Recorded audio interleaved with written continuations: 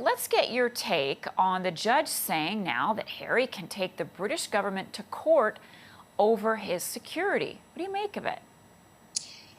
Yeah, I mean, the reportage that we saw about the hearing leading to this decision suggested that the judge was a bit skeptical of some of the arguments that were put forward by Prince Harry's side. But the decision this morning says the judge has agreed for some elements of the case, not all elements of the case, to go to a full hearing. And basically, the questions that the judge is saying are legitimate for discussion is, whether or not Harry had adequate notice of this, whether he had an opportunity to make representations to the committee before making the decision, and whether the decision was lawful. He had made some other allegations about people who were on the committee and objected to people who were on the committee.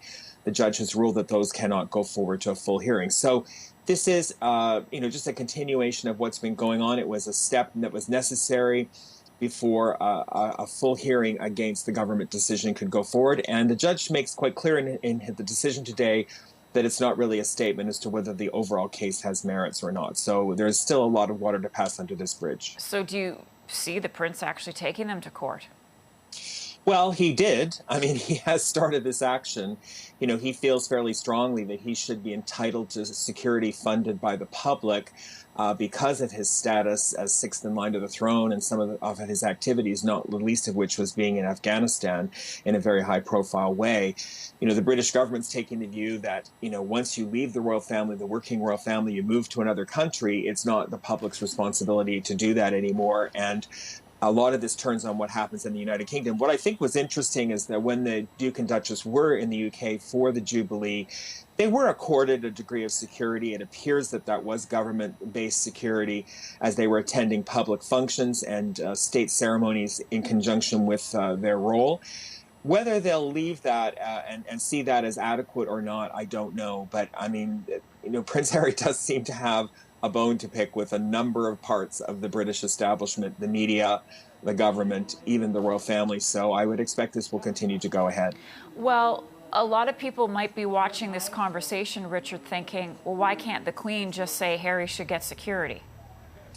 Well, the Queen doesn't have that authority, although her private secretary and other private secretaries, such as the Prince of Wales, Duke of Cambridge, are on this committee, and they pay some attention. The government has made the decision in recent years to restrict security to those that are an immediate line of succession to the throne and those that are undertaking public duties. So minor members of the royal family, when they're out doing personal things, they often don't have security anymore.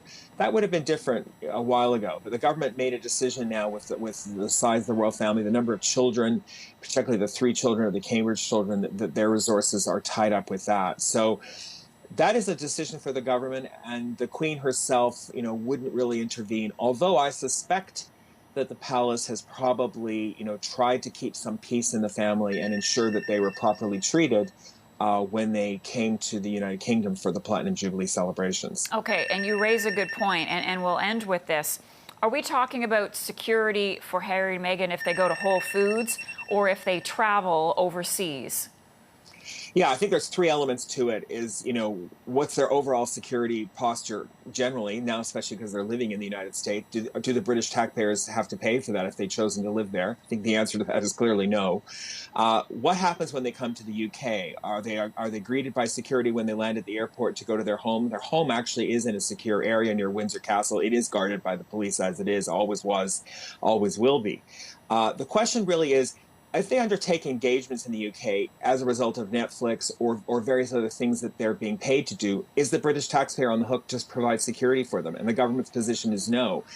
If they undertake state ceremonies or royal ceremonies, are they part of the security plan? And I think the answer is clearly yes, because that was the case at the Platinum Jubilee. So I think it's a question of, what is their own responsibility when they're doing things for which they are personally remunerated? And the British government has come down very firmly on the side that they're not responsible for security on those occasions. Got it. Richard Berthelsen, thanks so much, Richard.